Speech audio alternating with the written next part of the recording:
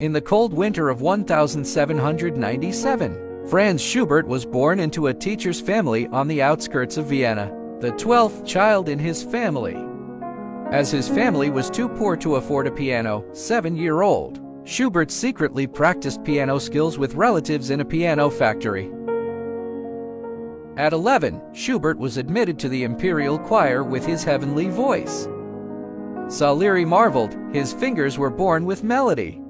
In 1810, at 13, Schubert created his first quartets at a weekend family concert, and the scores were played before the ink dried.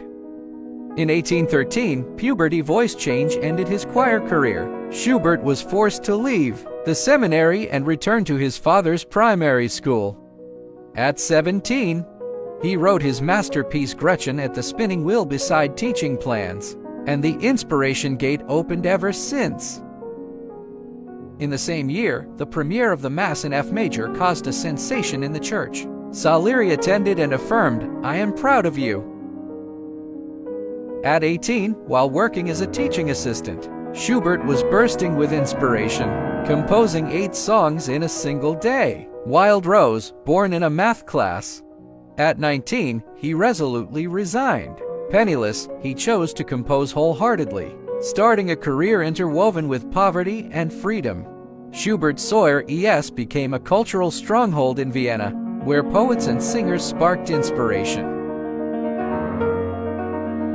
In 1819, at 22, during a summer retreat, Schubert was entrusted by a friend to adapt the art song Traut into a quintet.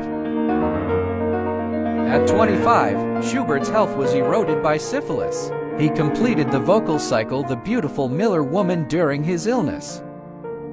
At Beethoven's funeral, he raised a glass and lamented, "To the next one to enter the grave," which unexpectedly became a prophecy for himself.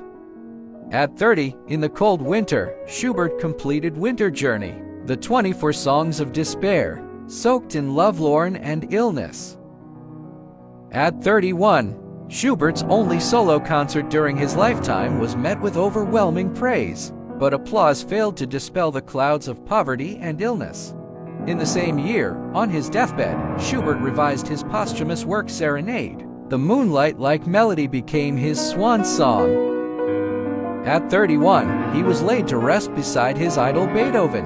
His tombstone reads, "Death has buried abundant notes,